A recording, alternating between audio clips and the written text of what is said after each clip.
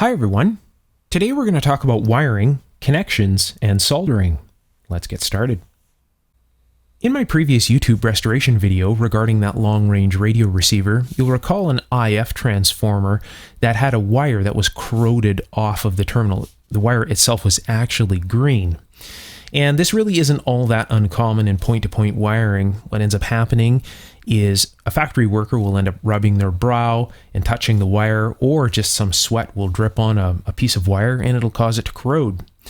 So it's actually quite common in a lot of these point-to-point wiring devices. You'll have a beautiful point-to-point wired device. Everything is just perfect. And then in one area, you'll find a piece of wire that's gone green, just a little piece of it. Again, usually just from some sweat or something like that. At any rate, everything else in that radio receiver was fine. Just that one little piece of wire was bad. And what I did is I unwrapped about one turn off of the IF transformer and resoldered it to the connection. Now, the wire that was used in that transformer is a form of Litz wire. And the reason that they do that is because of a thing called the skin effect.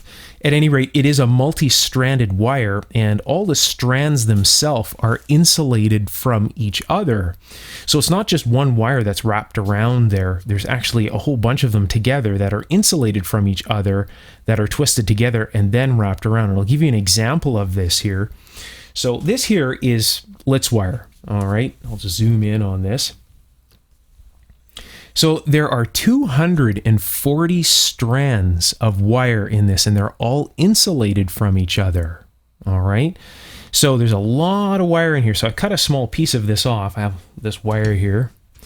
So I cut a small piece of this off, and you can see here,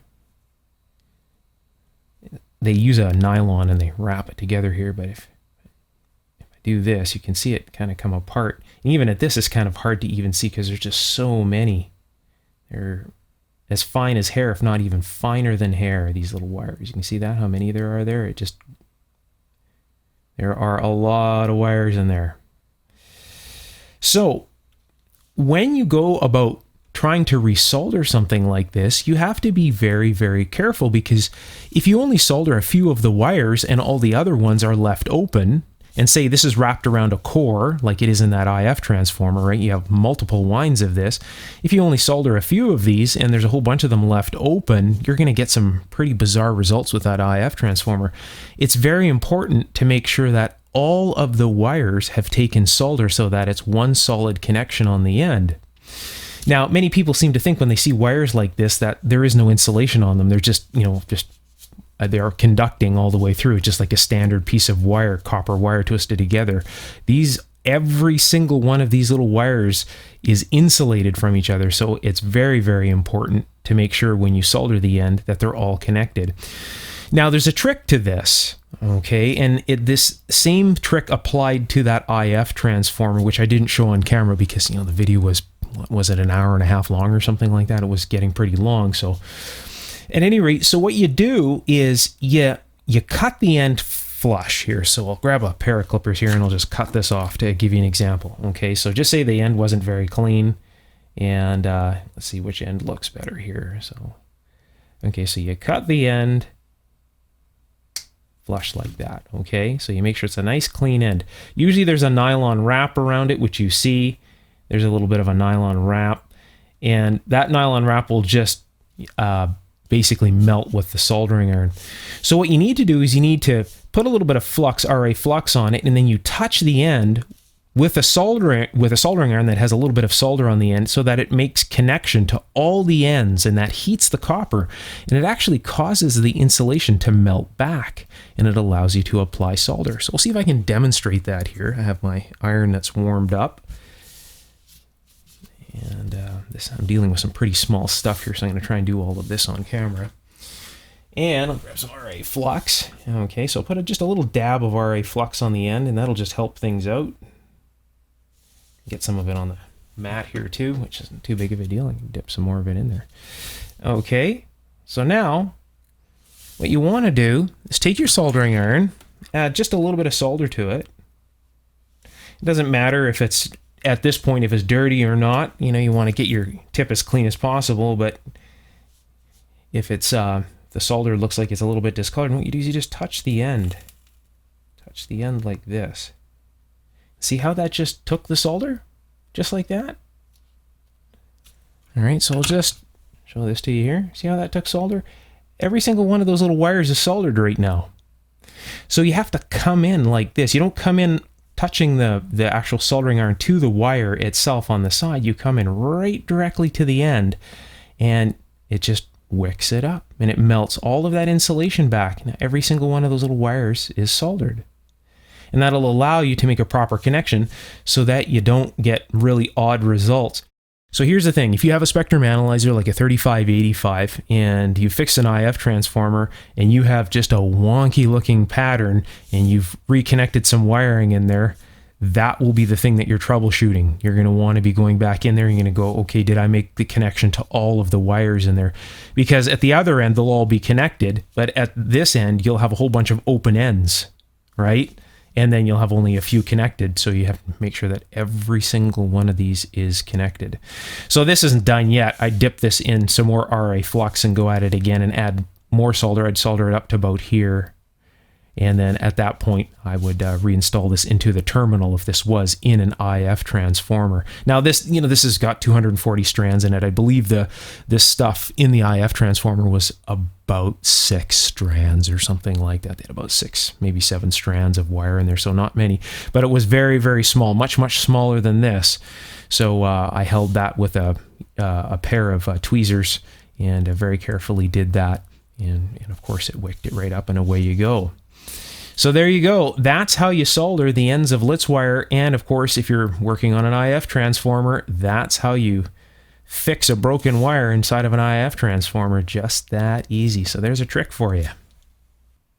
You'll notice that some of the larger, like motor winding wire, things like that, will also be very, very hard to solder. If you come in with your soldering iron on a wire like this from the side, you'll sit here forever and it won't take. Your solder will just drip off. They make this insulation deal with extreme temperatures because this stuff is designed to be wound in transformers and motors, and they usually get very hot. And of course, if the transformer got extremely hot, you wouldn't want that varnish on the wire to actually come off. So this is the same kind of deal. You can see the end here. You want to come into the end. If you come into this wire and try to solder this wire like this and just sit here like this, as you can see, nothing happens. You'll be here forever, right? It doesn't take, right? So one of the ways to work at this is to sit here with like a small knife and scrape the insulation off. Or if you want, again, the easier way, the trick is to come in from the end. All right, so I'll get this above this. The reason that this is here right now is so that it will focus on the wire. That's the only reason I have this here.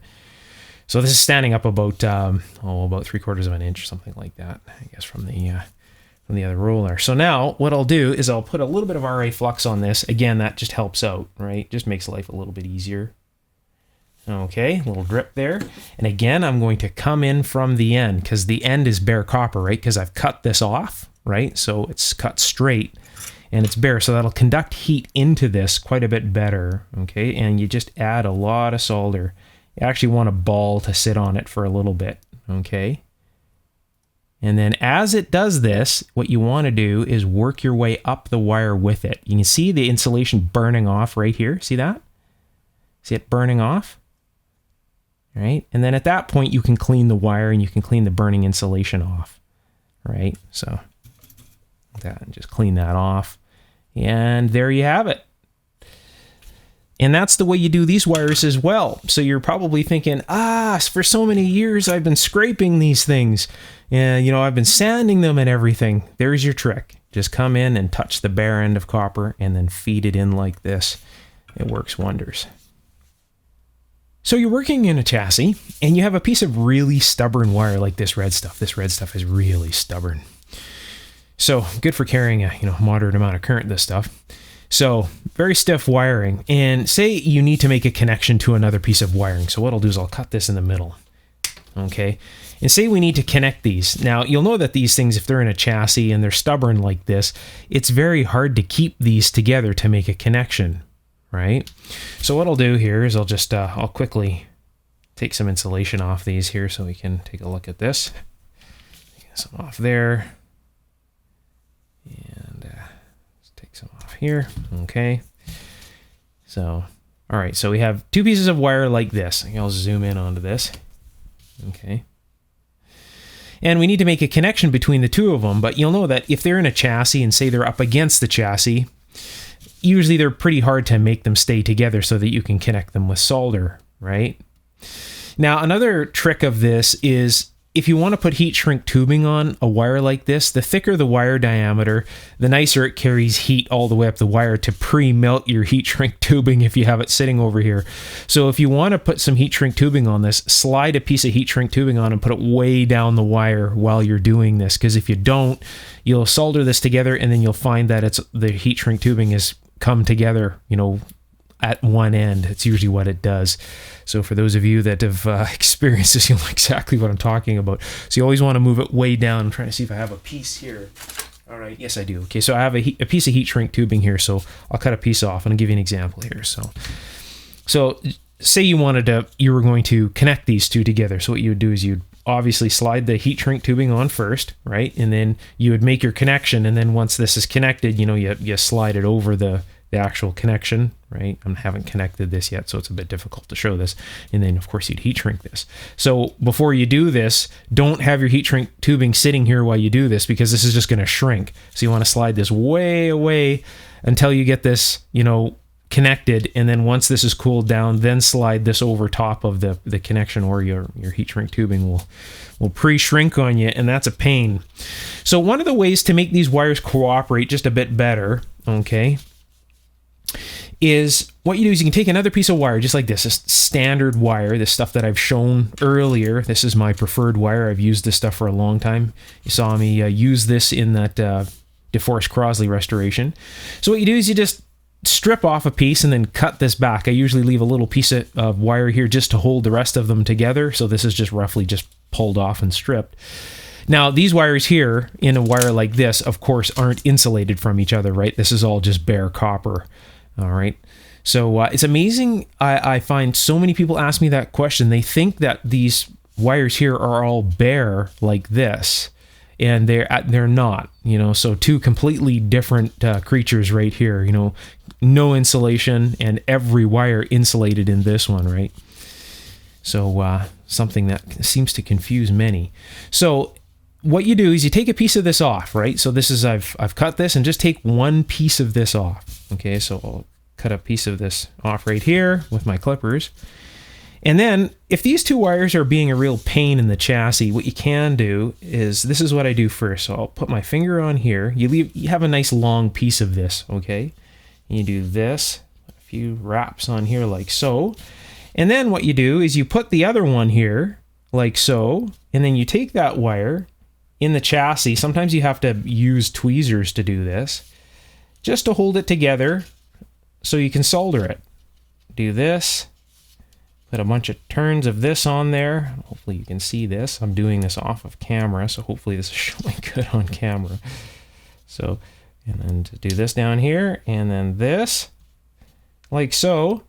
And then what you can do, you can see how this is, that's nice and tight. It's actually causing them to go twist on each other there. And as you can see, it holds them together so you can solder them, just like that.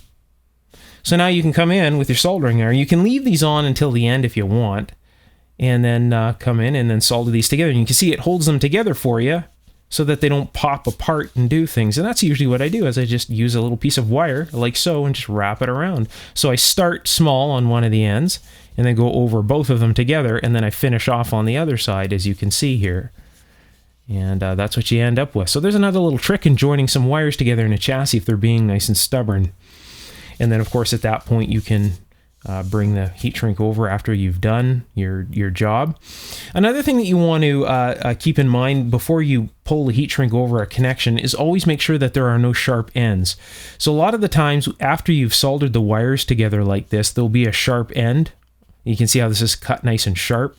So what I'll do a lot of the times is I'll come in and I'll cut this off on the side like so, and I'll cut this one off on the side to taper them down So that way it won't cut through the heat shrink tubing, because you don't want the heat shrink tubing to shrink down and then the wire below to cut through eventually.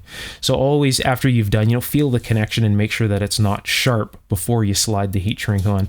You can even take a small file and just, any sharp ends, just give it a few little, I guess you could say strokes of the file, and that'll take some of the sharp ends. You can see how sharp this would be, right? You can see that little sharp end there. So that kind of stuff tends to cut through heat shrink tubing. And if this is tight up against a chassis and the chassis gets warm or something like that over years, you could risk having have this poke through, and you don't want to do that because that could create a short. So another couple of wire connection tips for you. Say you have two wires like this, and they're just stranded copper wires. It's very tempting just to take the wires like this and then part them like this and then just twist them together, kind of like you're going to put a wire nut on them, right? But if you want to have the wires like this and you've twisted them like this together, what ends up happening is that you usually have to fold that over like this or something like that. It usually doesn't look very nice. So there's an easier way of doing things. And it is actually a very strong connection. So what you do is you cross them in the center like so, okay? So you make sure they're about even, about like so, and then you hold this, and you grab one side, and you grab this side like this, and you twist them like so. I don't know if you can see that. Again, doing this kind of on and off camera.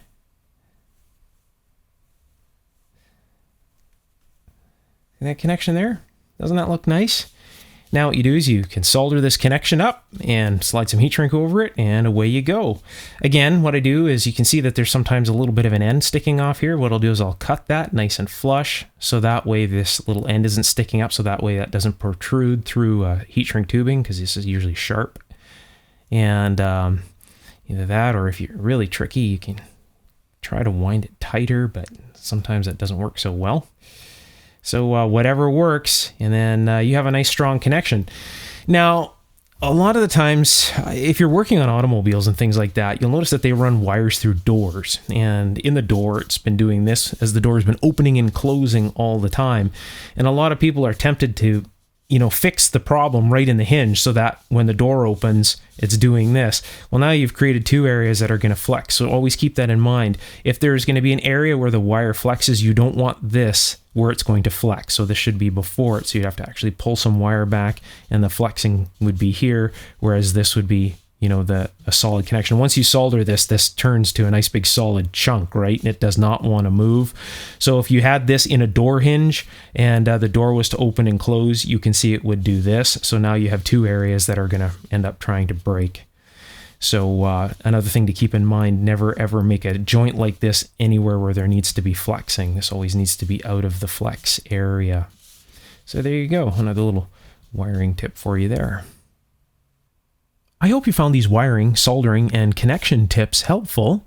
If you did, you can let me know by tapping the heart symbol below or just leaving a comment. All right, until next time, bye for now.